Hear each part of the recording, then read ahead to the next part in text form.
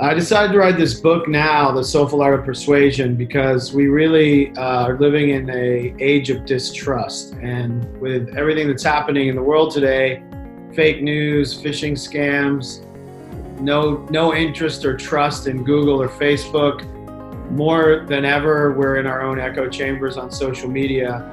The world's become really divided. And this book is really, the idea behind it is that what motivates people, what persuades people, what moves people is really your character. And your character is what builds trust with people that aids in persuasion. And persuasion is important both for business success, sustained business success, and personal growth. So the time and the climate is perfect for a book like this.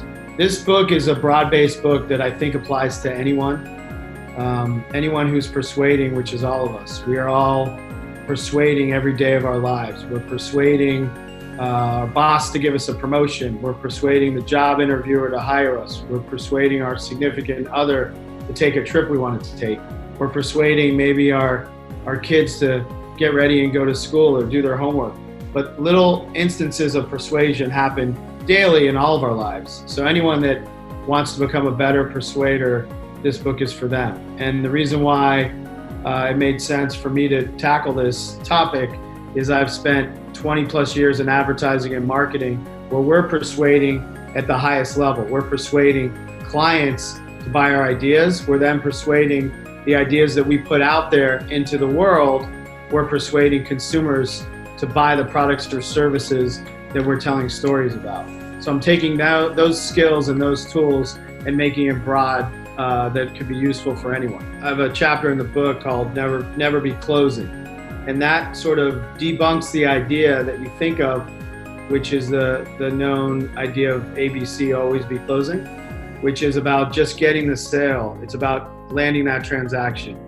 And the flip of the switch there is to play the long game and build relationships over time, and don't have short-term thinking. Don't have I have to close this sale at all costs, or make this deal, or make this thing happen. It's really about looking at your career, your business, whatever you might be persuading people to do, looking at it by playing the long game and knowing that it's a long haul, and creating relationships over time is what pays off the most. One specific action you can take is this idea of give yourself away, where you try to become habitually generous and you try to give something away at every interaction.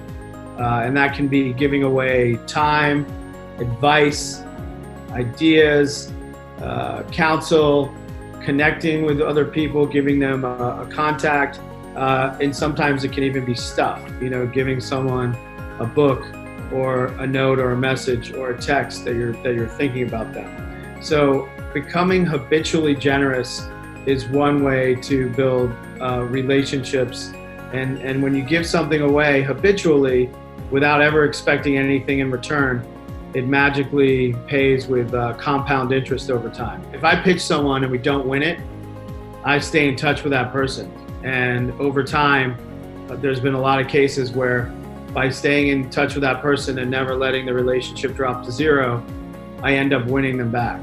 And that's sort of part of the mentality of never be closing and playing the long game is, in situations where you don't always win, but you can always win something in the long run by keeping the relationship alive. So one way to add value to a client that you didn't win, let's say you in my world, you pitched a sneaker client that you didn't get the business, but you can send them articles of new products that are coming out or new innovations that are coming out.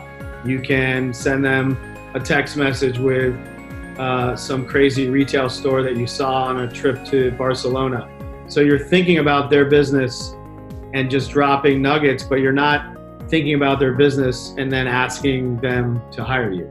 You're just mentally staying in contact with them and acknowledging and showing that you care and adding value by giving them information that might pertain to their business. When you think of this common humanity and that we're not all that different, it's easy to put yourself in the other person's shoes and to and make a connection. When you think about us as radically different or have wildly different needs or wildly different values, it's just not true. We all are humans. We all crave, unless we're psychopaths, but we're almost all coming from the same place where we want human connection.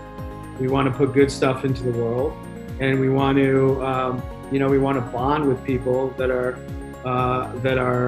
either in our industry or that we're friends with or that we work with. And so when you have that mindset, you sort of work and react differently because you're coming from a place of shared interest. You're not coming from a place of us versus them. Anyone can develop the habits and traits to make them a master influencer. And we inherently will have some of these traits already. Some of us might naturally be empathetic. Some of us might naturally have generous characteristics, or some of us might naturally know how to be ourselves in any situation. Some of those things will be really hard for us. Some of us might not be natural storytellers. Some of us might find it harder to connect with other people. And so these are 11 habits, some of which you'll have to work on much harder and some of which you'll have naturally. But if you really work on these 11 habits over time, it's like exercise. Any muscle that you work on over time will develop. And if some of these habits are harder for you, some of these characteristics, you work with them over time and then they become part of who we are. And so my belief is if you follow this book and you really apply the principles, you will just be better at your job.